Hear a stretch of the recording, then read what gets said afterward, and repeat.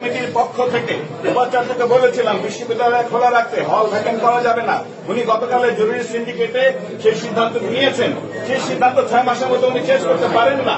আজকে যে তোমরা জানো আমরা শিক্ষক ঐক্য পরিষদের পক্ষ থেকে এসেছিলাম। আমরা বিশ্ববিদ্যালয় চালু থাকুক, হল খোলা থাকুক, সেটি আমরা চাই। এই যে সংকট তৈরি হয়েছে, এই সংকটের সমাধান বিশ্ববিদ্যালয় বন্ধের মধ্যে দিয়ে হবে না, আমরা সেটা বলেছি।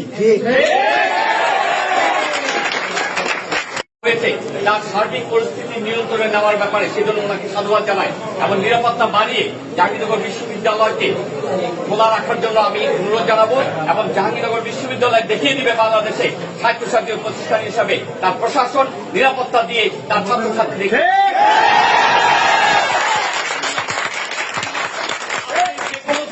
সিদ্ধান্তের কারণে যদি বিশ্ববিদ্যালয়ে একটি ছাত্র আহত হয় অথবা নিগৃহীত হয়, এর দায় দায়িত্ব পুরোপুরি প্রশাসনকে। নিরাপত্তাকে হুমকির মুখে ফেলতে পারি না। আমরা শিক্ষক হিসাবে জাহাঙ্গীরনগর বিশ্ববিদ্যালয় সবাই আমরা ছাত্রদের নিরাপত্তার জন্য আমরা উপস্থিত থাকছি। আমি আমাদের কথা আমাদের শিক্ষকদের পক্ষ থেকে, ঐক্য ফোরামের পক্ষ থেকে, সিন্ডিকেটের সভাপতি হিসাবে আমাদের মাননীয় উপাচার্যের কাছে আমরা আমাদের কনসার্ন ব্যক্ত করেছি। আমরা আশা করব উনি ওনার সই বিবেচনায় বিশ্ববিদ্যালয়ের যে ড্যামেজ হয়েছে সেইটাকে কন্ট্রোল করবেন, সেটাকে আফল করে বিশ্ববিদ্যালয়ের যে ইমেজ সেটাকে পুনরুদ্ধার করবেন। আমি একটা আইনগত দিক জানাইতে চাই। আপনারা সকলেই জানেন গতকালকে বিশ্ববিদ্যালয়ের অ্যাক্ট অনুযায়ী